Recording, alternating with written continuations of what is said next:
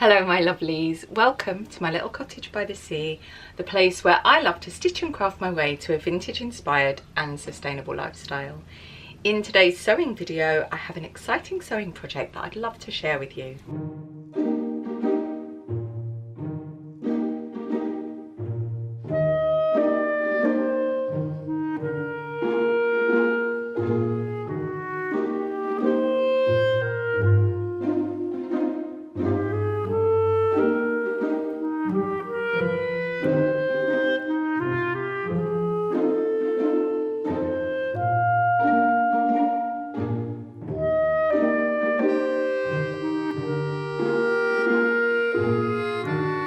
I don't often buy very many sewing patterns, as you may know if you spend time here with me in my little cottage by the sea, because I generally draft made-to-measure patterns from my own bespoke blocks. But I saw this Butterick pattern and just really loved it. It's a 1950s, but I think it's probably very late 40s, early 50s, because the style says 40s to me.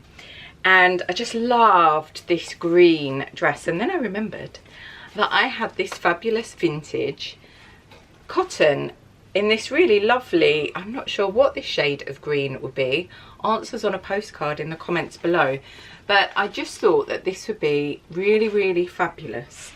And then I thought, because this design has got these really lovely buttons, there's such a feature, that what I would do is I'd get some cover buttons and some pink, because I love pinky greenery, pink and green together, and I'm going to embroider just some little flowers on these cover buttons in the fabric. The pattern also comes with a pattern for shoulder pads. I've just done a whole thing about shapings for my Patreon with a vintage Vogue pattern, but for the sake of time, because I've just picked up a costume job and I just don't have much time, I've actually just bought some shoulder pads because I'm in a bit of research mode about shoulder shaping and shoulder pads, but I do actually want to try the shoulder pads in here. It's got a tie belt, and I actually have all these little vintage buckles here. And I thought that actually what would be nice is to make a belt to go with this as well. So that is the project plan, and we had better crack on. I've just taken the pattern out to cut it out and thought it was worth just pointing out a couple of things, a couple of tips about the sizing with these. Now, I am a 45-inch bust. Don't tell anyone. That is personal information between yourselves and me. And if I go by the sizes up here, I would actually be, say, like a size 20. But when you go down to here, finished garment measurements, it's got the E's in it. And actually this garment would be really quite big on me, 56.5 inches. Now, I'd already ordered the pattern that was the 16 and above size boundary, so that's going to give me 50.5 inches, so 5 extra inches, so still a bit big. If I'd known and actually read this on the website that I bought it from, if they even have a picture of this, I would have ordered the boundary sizes below and cut out the 14. Sometimes the pattern actually has, on the tissue, it actually has more detailed sizing. I think these are woefully inadequate on a lot of these patterns, but these retro ones are meant to be graded for now sizing rather than 1950s sizing, but always pays to sort of be a bit careful. But yeah, so I'm going to cut out the smallest one, the size 16, which is still probably going to be a little bit spacious, but I suppose I can always take it in. So I've cut out the pattern, and I just wanted to share a little tip or trick. You may already do this, it may not be the most thrilling thing, but basically just to sort of get a gauge on size, I hold the pattern pieces up to me just to sort of see, and this is probably going to be all right. I mean, it needs to be a bit oversized because it's a sort of loose sundress.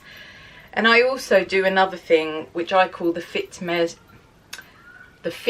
measure method, a little bit of a tongue twister, where I sort of grid out measurements based on my body measurements on a pattern. But where something is a bit more oversized, that sort of isn't the best way about it. But I'm going to go ahead and pin this down and cut out now.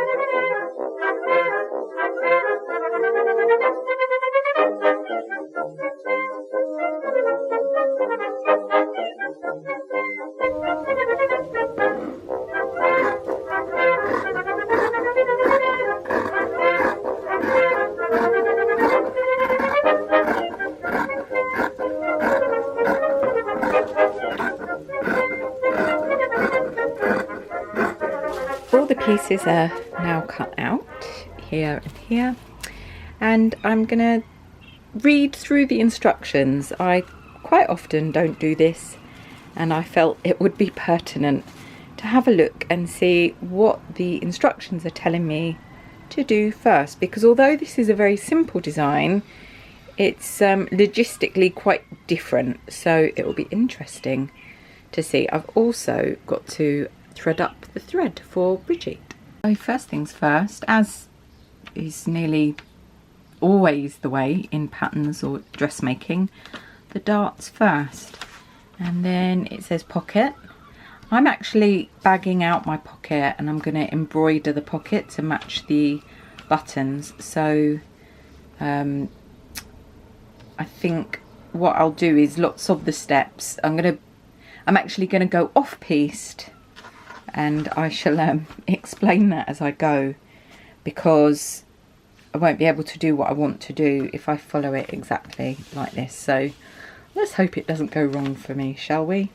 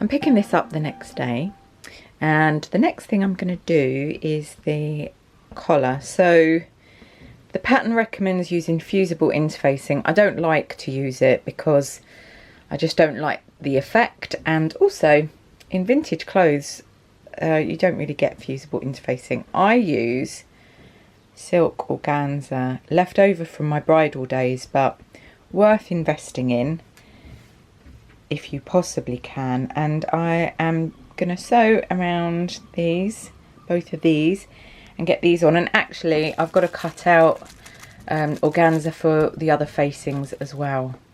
So that is the first thing that I'm going to do this morning. A quick little tip here, because I am using this organza to save time, and just because I'm going to have to baste this onto the fabric anyway, I just pin the fabric panels on and very carefully cut around those. Has always worked for me, never had a problem with it. As long as you do it carefully and you don't stretch out or whatever the fabric, it should be a good one. So I'm going to cut this out, and then I'm going to draw on the organza side, just draw this sewing line in with whatever's going to show up.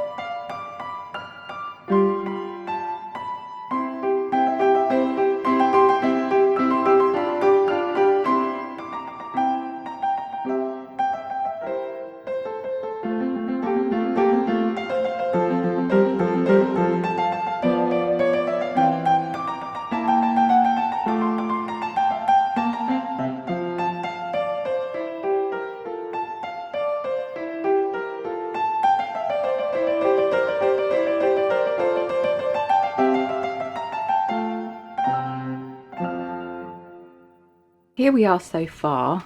The collar's in. I'm going to hand stitch the facing down, but I have understitched it around the collar, and I've just popped the shoulder pads just to see the silhouette, see what that's looking like. And I've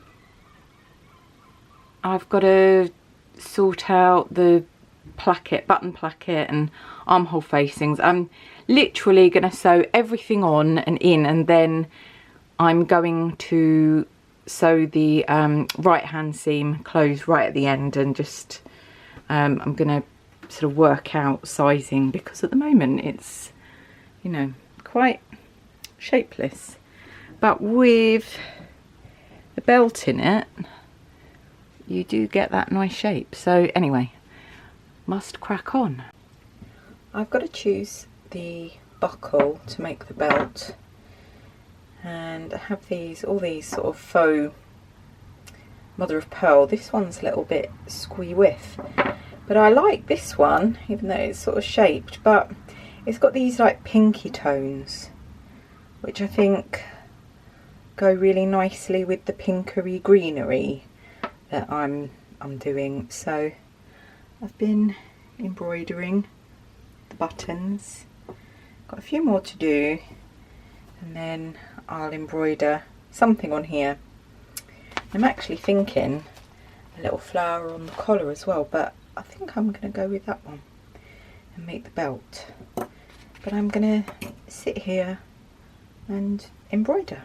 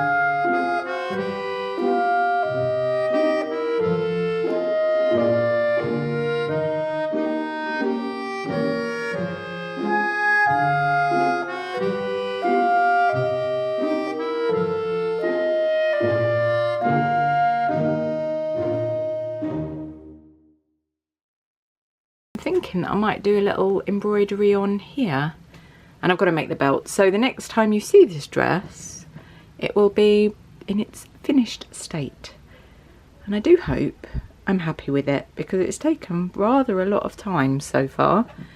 But I'm gonna crack on with embroidering this evening, and I will show you the final dress when it's done.